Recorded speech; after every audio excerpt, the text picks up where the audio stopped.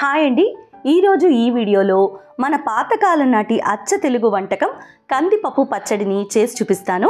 ఒక్కసారి తిన్నవాళ్ళు ఎవరైనా సరే దీన్ని మళ్ళీ మళ్ళీ చేసుకుని తింటారు. అంత రుచికరమైన పచ్చడి, అంతే తేలిగ్గా చేసుకోవచ్చు కూడా. వేడి వేడి అన్నంలో ఈ పచ్చడి వేసుకుని కాస్తంత నువ్వుల నూనె తగిలించి కలుపుకుని తింటే ఆహా అద్భుతం అంటారు. ఇంకెందుకు ఆలస్యం, వెంటనే దీని తయారీ విధానాన్ని చూసేద్దాం. ముందుగా స్టవ్ పైన ఒక కడాయిని పెట్టుకుని అందులోకి 1 టీ స్పూన్ నూనె వేసుకోవాలి. నూనె వేడెక్కిన తర్వాత ఇందులోకి 2 కప్పుల కందిపప్పును వేసుకోవాలి. ఇక్కడ సుమారు నేను 1/2 కేజీ కందిపప్పును తీసుకుంటున్నానండి. ఈ కందిపప్పుని స్టవ్ని లో ఫ్లేమ్లో పెట్టుకుని మంచి సువాసన వచ్చి పప్పు కాస్త రంగు మారేంత వరకు కంటిన్యూస్గా కలుపుకుంటూ వేయించుకోవాలి. ఇలా సన్న మంట పైన కంటిన్యూస్గా కలుపుకుంటూ వేయించుకోవటం వల్ల పప్పు అన్ని వైపుల నుంచి సమానంగా వేగి పచ్చడి మహారుచిగా వస్తుంది. అందరూ చేసేది ఇదే పద్ధతిలో అయినా ఈ పప్పుని వేయించుకునే తీరులోనే పచ్చడి రుచంతా ఆధారపడిందని గుర్తుంచుకోండి.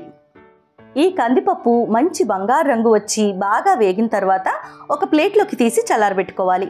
ఇప్పుడు ఇదే కడాయిలో మరొక టీ స్పూన్ నూనెని వేడి చేసుకుని ఇందులోకి ఒక 1/2 టీ స్పూన్ ఆవాల్ని వేసుకోవాలి.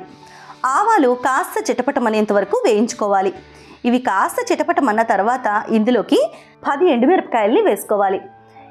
కందిపప్పు కాస్త కమ్మగా ఉండే పప్పు దినుసు కాబట్టి దానికి మంచి రుచి రావాలంటే కాస్త ఉప్పు, పులుపు, కారం బాగా తగిలించాలి. అందుకే ఇక్కడ 10 ఎండుమిరపకాయల్ని తీసుకున్నాను. కారాన్ని మీకు తగినట్లుగా అడ్జస్ట్ చేసుకోండి. అలానే ఇందులో 1/2 టీ స్పూన్ మెంతుల్ని కూడా వేసి వేయించుకోవాలి. మెంతులు కాస్త ఎర్ర రంగు వచ్చేంత వరకు పోపుని దోరగా వేయించుకోవాలి. ఎండుమిరపకాయలు ముందుగా వేగిపోతాయి కాబట్టి వాటిని తీసి పక్కన పెట్టుకుని ఇప్పుడు ఈ పోపులో 15 నుంచి 20 వెల్లుల్లి రెబ్బల్ని వేసుకోవాలి. ఈ కందిపప్పు పచ్చట్లోకి అసలైన రుచిని తీసుకొచ్చేది ఈ వెల్లుల్లిపాయలేనండి. అందువల్ల వీటిని ఎంత ఎక్కువ కావాలంటే అంత వేసుకోవచ్చు. వెల్లుల్లిపాయల్ని పొట్టు తీసి వేసుకోండి.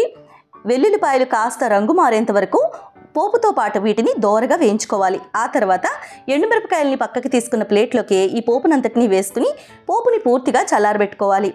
ఇప్పుడు ఒక మిక్సీ జార్లోకి కందిపప్పు, ఈ పోపు అంతా కూడా వేసుకోవాలి. గుర్తుంచుకోండి, పప్పు దినుసులు, పోపు అంతా కూడా పూర్తిగా చల్లారాక మాత్రమే మిక్సీ పట్టుకోవాలి. ఇప్పుడు ఇందులో 1/2 టీ స్పూన్ పసుపును వేసుకోవాలి. అలాగే మీ రుచికి సరిపడా ఉప్పును కూడా వేసుకోండి. ఇక్కడ నేను 1 టీ స్పూన్ ఉప్పును వేస్తున్నాను.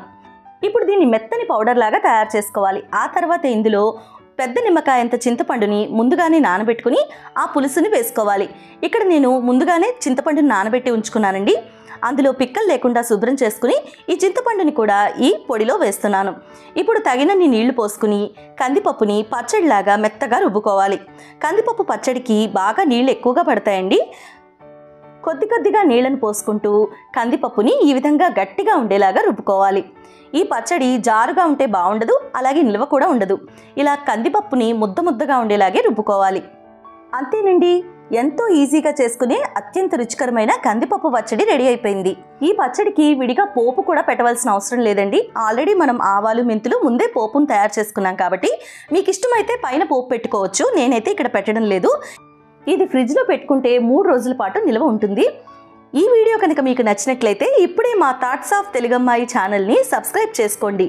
పక్కనే ఉన్న బెల్ ఐకాన్ని క్లిక్ చేయడం మర్చిపోకండి. Thank you.